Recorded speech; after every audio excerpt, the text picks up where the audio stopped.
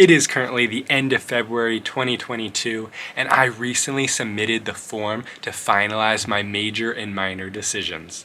The next step of my journey has now been reached. If you're anything like I was a few months ago, you might be wondering how to finalize your major and choose a minor if you want, and how easy or hard the process is.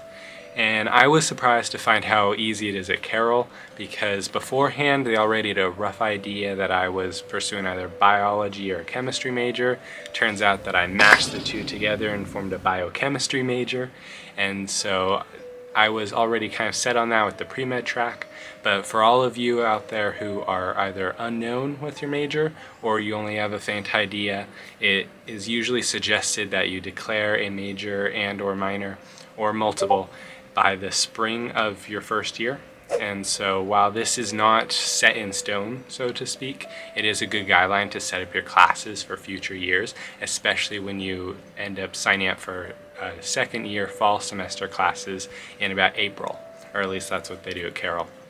So having this set major and minor now, the school can really help me focus on what classes I need to graduate in 4 years, or potentially 5 with ROTC, and just hit all those milestones. So yeah, the process was a form that was emailed out to me by the school, so the registrar's office sent it out, and I recently received it.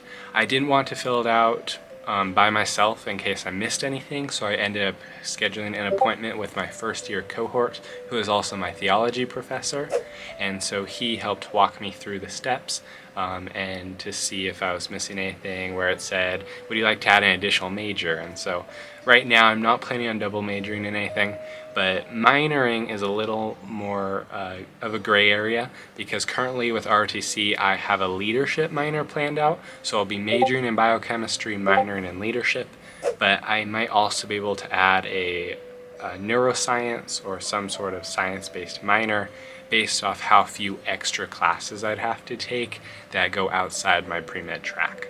So right now, again, majoring and minor declarations are pretty much rough guidelines for your schedule for future years. They're nothing concrete, and I'm sure tons of college students will be changing and switching majors throughout the years. So if you're worried about having to declare a major and minor, then what I say is just wait for the time to come.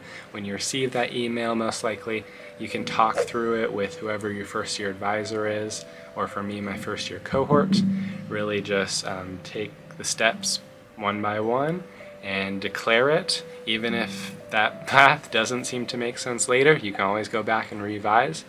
But I think getting one step ahead of the game, always best, and minimizes regret.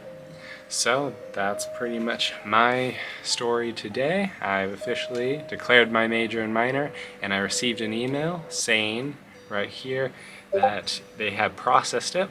So I think I'm good to go. Next step, classes related, is just planning out my second year fall semester classes in April. And preparing for midterms currently, which is always a joy. So, as always, ad meliora, toward better things. This is Learning with Landon.